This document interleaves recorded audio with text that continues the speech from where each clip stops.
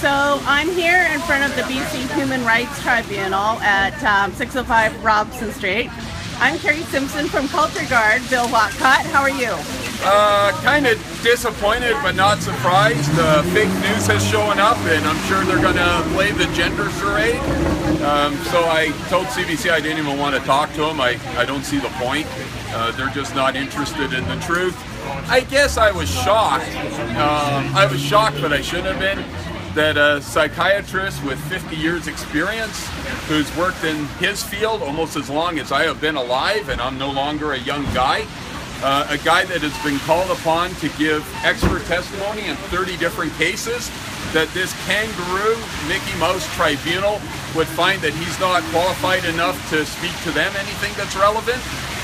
Like really, who do these guys think they are? Okay, so can I just get the crux of it? Why are you here? Who is the complainant in this case? Mr.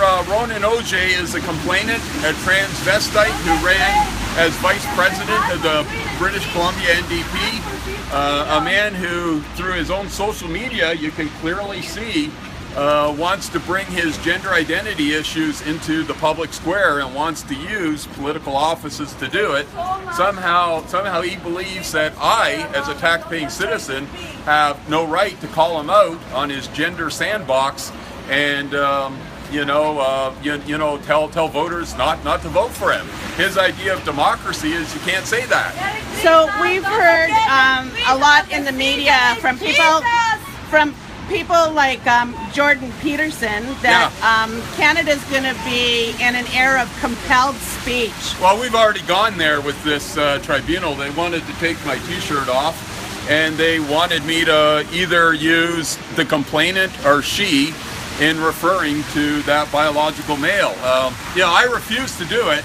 But they've told me that there's going to be a price to pay for that, these three kangaroo judges. Now, I'm concerned... One of these judges is, by the way, a financial donor to transvestite rights organizations, and she refused to recuse herself when we uncovered that evidence of her own bias. And the other judge, the one in the middle, she presided actually over the war crimes tribunals for The Hague, and never convicted a Muslim in the Kosovo-Serbian war, but sent a whole bunch of Serbs to jail for the rest of their lives. So when you look at the purposes of the BC Human Rights Tribunal, though, it's supposedly here to protect the rights of all protected groups, and you definitely are and project to be a Christian, and you make no apologies for that. I think they hate me because I'm a Christian. I could see it in their face when I was there before them. So would you say that their application of the code is illegal and biased? I'd say it's biased. It should be illegal. It's obvious to me that a state apparatus should not be compelling speech, should not be asking for people, or not asking, demanding that people pretend that a biological male is a woman. That should not be legal. That is a huge affront to our civil liberties.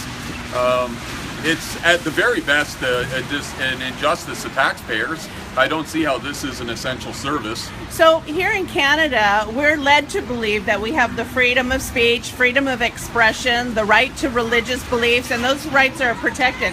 How did you feel when an arbitrator of those rights, somebody who's empowered to enforce those rights, breached your rights to your freedom of expression with your t-shirt? It came as no surprise, and I believe God has called me to stand here today to expose this and to stand against it. It is disgusting. It really is disgusting.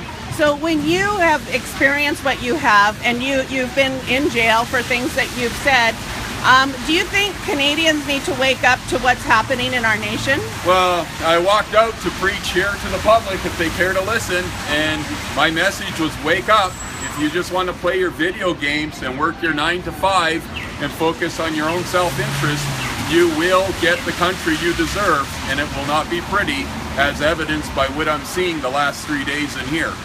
So it won't end with me. I'm a small cog. This is much bigger than me. Does this just apply to Christians, or should every Canadian be concerned about what's transpiring? Every Canadian should be concerned. There is no doubt about that, because everybody has a stake in this country if we live here. Of course, I am speaking specifically to Christians because Jesus has told us we're the light of the world, and he has exhorted us to be the salt of the earth. And if you're just focusing on yourself, and if you're too afraid to open your mouth or too selfish to care, you will get what you deserve. And these guys are not neutral, and they are not going away, and when they clean me up, they will be coming for you.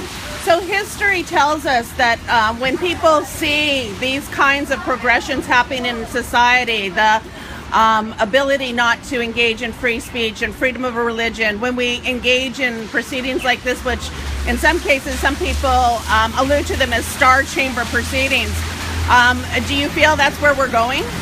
I think we've gone there. This tribunal is happening. This is day 3. I was ordered to refer to this guy either gender neutral or female. I was prohibited from referring to him as what he is, a biological male. So we've already gone there.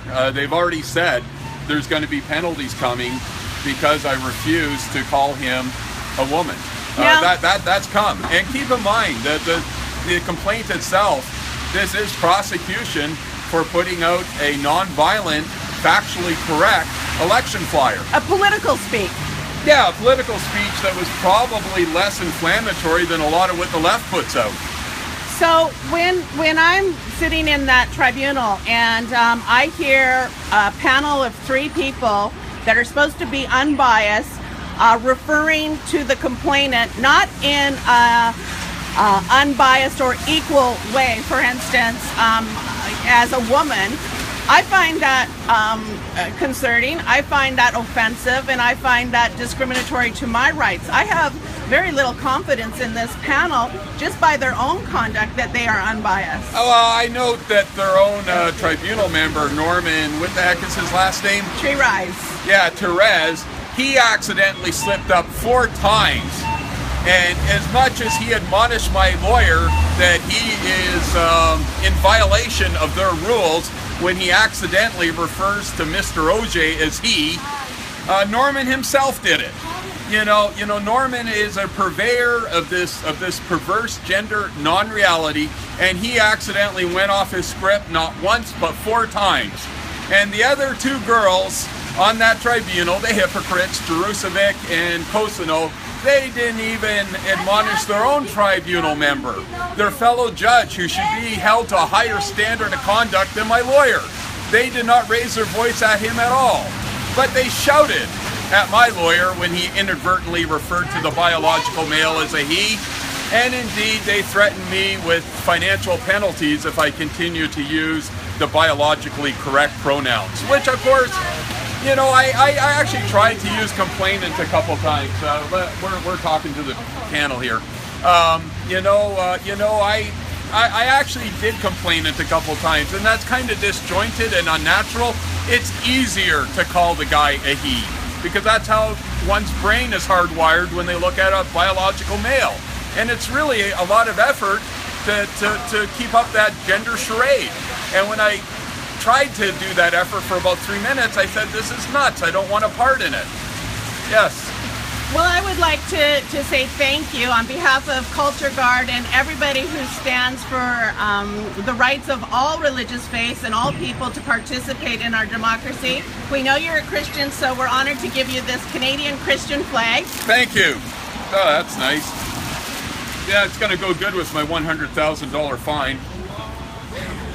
Well, Bill, so what's the schedule now? This is day 3 into this hearing. There's 2 more days. Yeah, I guess the intervener is going to make their arguments. I don't know how much I missed. I know they were citing me for some misconduct when I walked out and come to preach out here instead.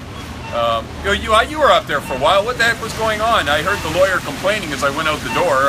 Ronan's lawyer, Susanna Quayle. Well, apparently, just so you know, there's more information now to add to the kitty and the plethora of information you've already given them.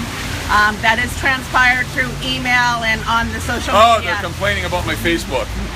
Oh, well, they can go jump in a lake. So, Bill Whatcott, where should people go to find out more information? Of course, they can go to cultureguard.com, our Facebook page, but you have a Facebook page as well. I have a Facebook page, and then there's the site that you've been gracious enough to maintain all these years, freenorthamerica.ca. There you go. Oh, and also Gab. I've been banned for life off of Twitter.